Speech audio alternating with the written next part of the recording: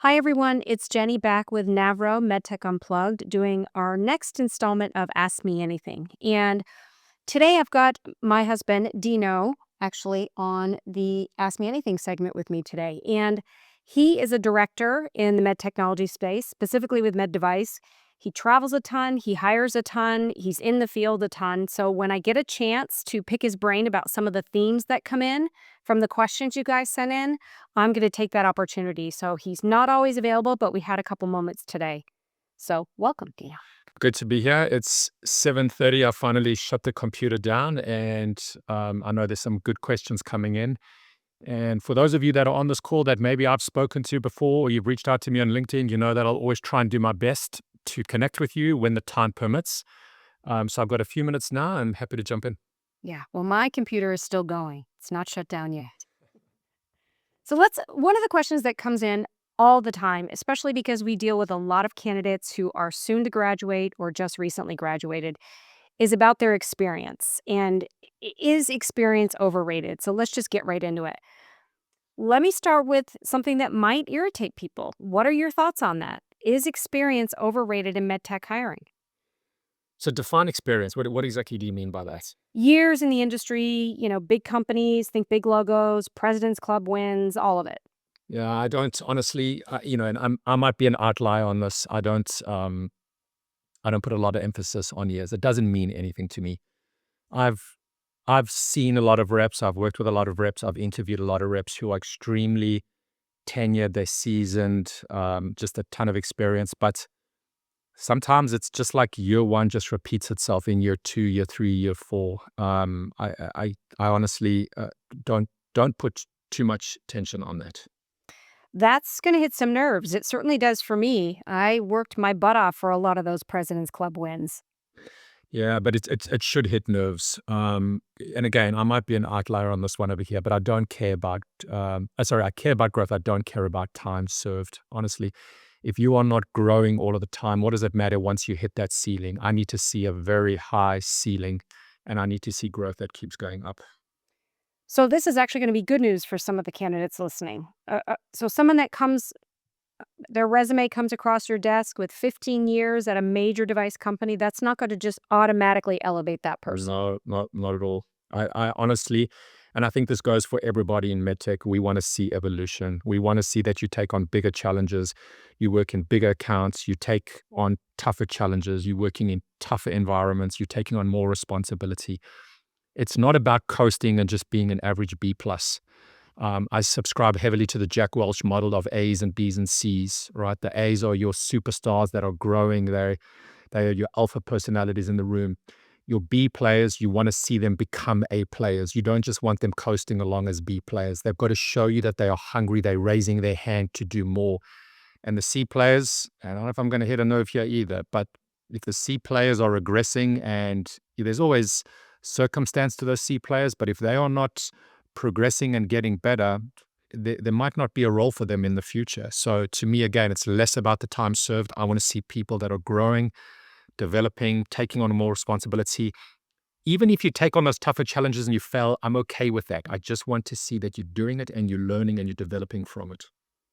Let's dig a little deeper. Let's get a little bit more niched. So let's push the envelope. Would you hire a high performing pharma rep over an average med tech rep? 100%. 100%. One of the biggest personality traits that I look for in an interview is drive and passion. Show me somebody that is hungry and driven, and I'll show you somebody that I can coach into success. That's a strong statement because I think there's an assumption out there that you're siloed in your particular sector of the industry. Performance mindset always wins out. Comfort doesn't. I'm not looking for people that are looking to get into a comfort zone. MedTech is way too challenging, especially today. We need people that are driven to succeed. So for candidates who think they're just automatically blocked because they're not already in device, that's not the real issue. They should keep pushing for those opportunities. Absolutely. You've got to just you have to keep competing, keep building something, just keep showing that you can take on more, that you want to do more, that you have the will to do more. Let's shift gears a little bit and let's just talk about the actual interview because I feel like there's a theme that happens and I've lived it. I'm sure you've lived it. Everyone out there who's been in an interview has lived it. And there comes a point in the interview where the moment just changes. And let's talk about that moment. It's a lot of people call it the pivot. It's that second when you as the interviewer stop evaluating someone and you find yourself imagining them actually on your team. When does that moment happen for you? There's an interesting dynamic in interviews. It's a little bit of that initial awkwardness, and we've all been through it. Even when I first got into medtech, right? It's that initial first impression, a little bit of that rehearsed mindset that comes out. You're trying to say the right thing, do the right thing. But that's the hard part about an interview, right? So if you're in an interview for 30 minutes or 60 minutes, if you're lucky, you want to get beyond that rehearsed approach that you are taking. So for me, and honestly, I tell candidates when I don't even use the word interview them. I tell them we're going to have a conversation, and I truly mean that. It's not to try and pull the wool over your eyes or distract you from what we're about to do here. But I truly want you to relax. So when I finally feel like you as the candidate feel like the spotlight is off of you and you relax and you open up in a very authentic way for me, that's when I know that you're not trying to impress me anymore and we can have a legitimate business conversation. And that is what I'm looking for. Okay, define what does a business conversation mean to you? At the end of the day, you are interviewing for a position. Ask me questions about the territory that you might be coming into. What are the dynamics? What are the competition doing? What are the competitive threats? What has been the previous performance? What do I expect the future performance to be? Obviously, I'm not going to give away all the trade secrets, but at least show me that you're asking intelligent questions about the business. Ask me why it's underperforming. What are the goals? What objectives are we trying to achieve? How have those changed from previously?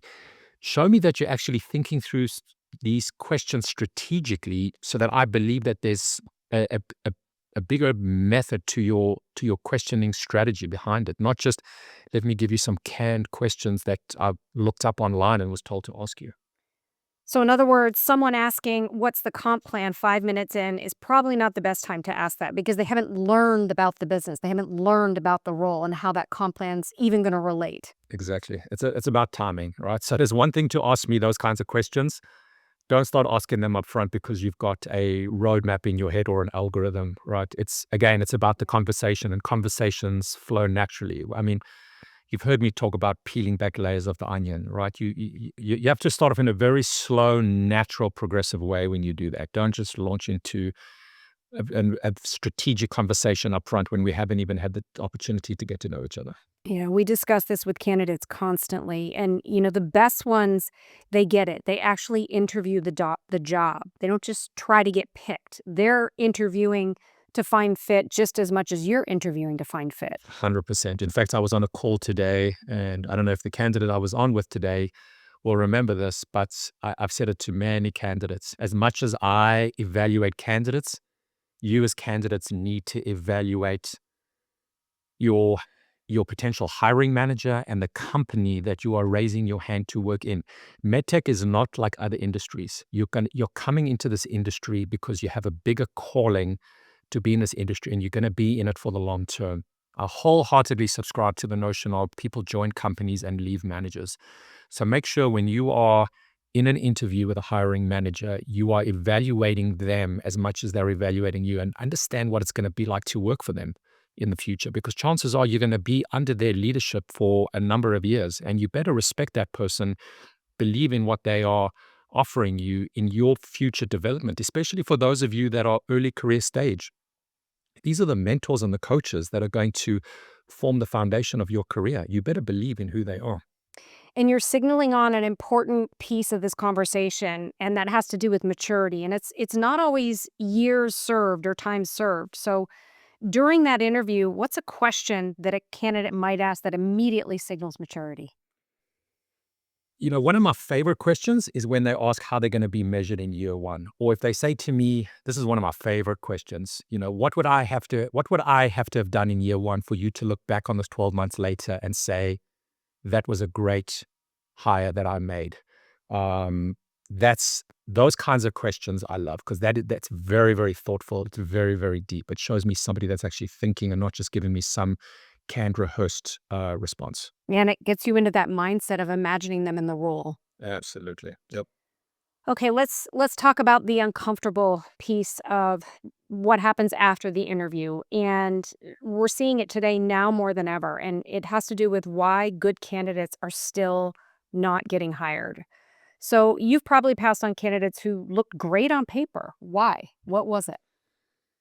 Yeah, looking great on paper is one thing. I think too many candidates are too worried about how the resume looks. Now, I don't want to speak for all hiring managers here, but I certainly believe that a large subset of them feel the same way, right?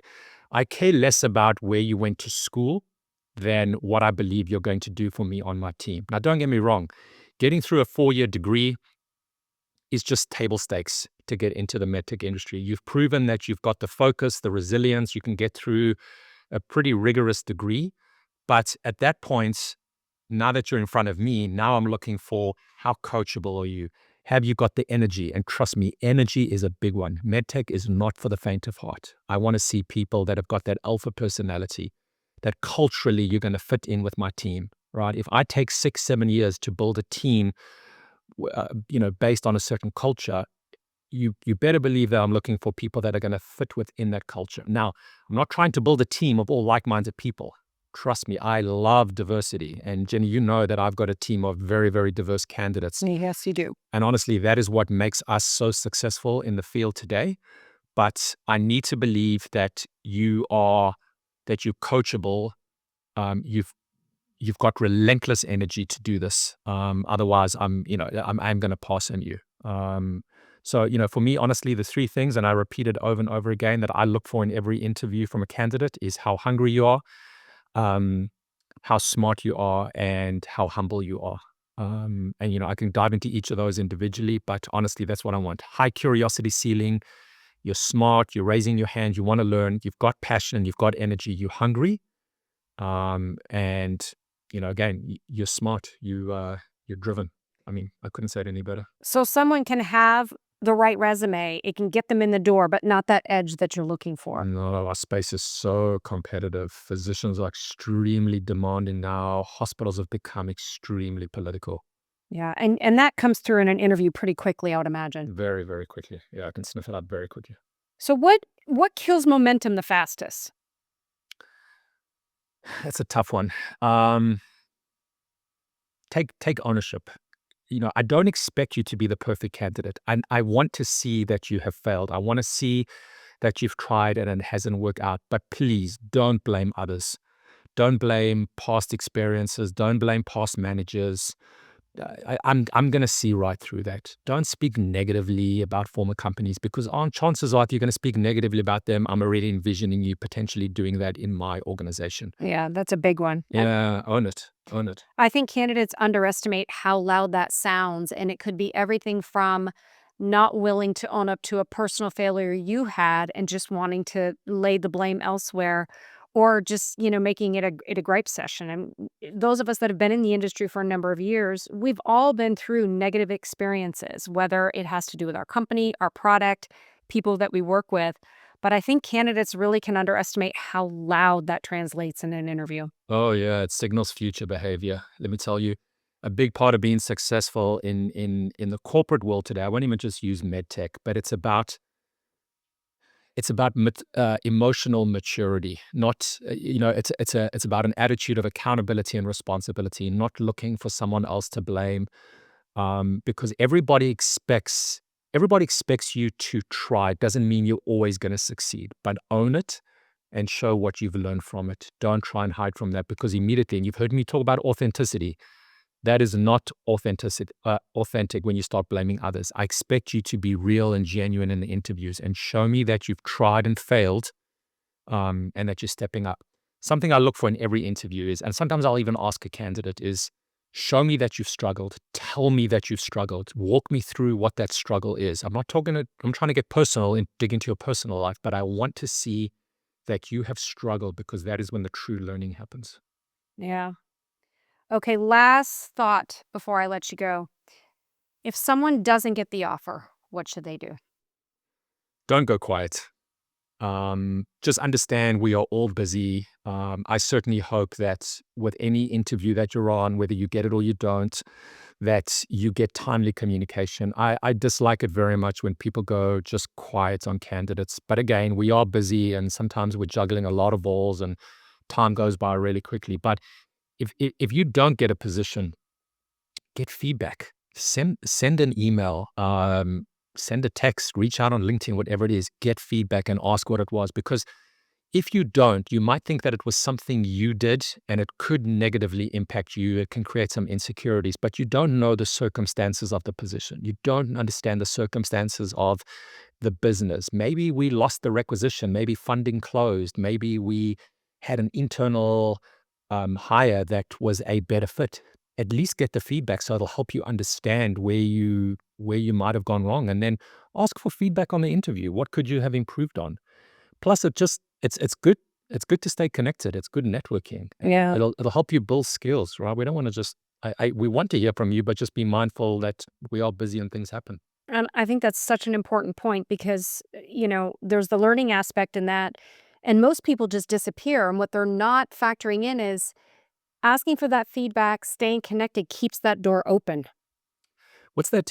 I've heard you use it before. Something about Pleasantly persistent. pleasantly persistent. Yeah, I learned that from Jenny. Be pleasantly persistent. That doesn't mean you know text and email and call the hiring manager every single day. Just be pleasantly persistent about it. And make it relevant. Yep, and make it relevant. Absolutely. Well said. Well, thank you. I'm going to let you go. I appreciate your time. I will connect with you again for one of these the next time you have a few moments to share. So thank you for listening. Any questions that you have, please email them in to education@mynavro.com and stay tuned for the next Ask Me Anything.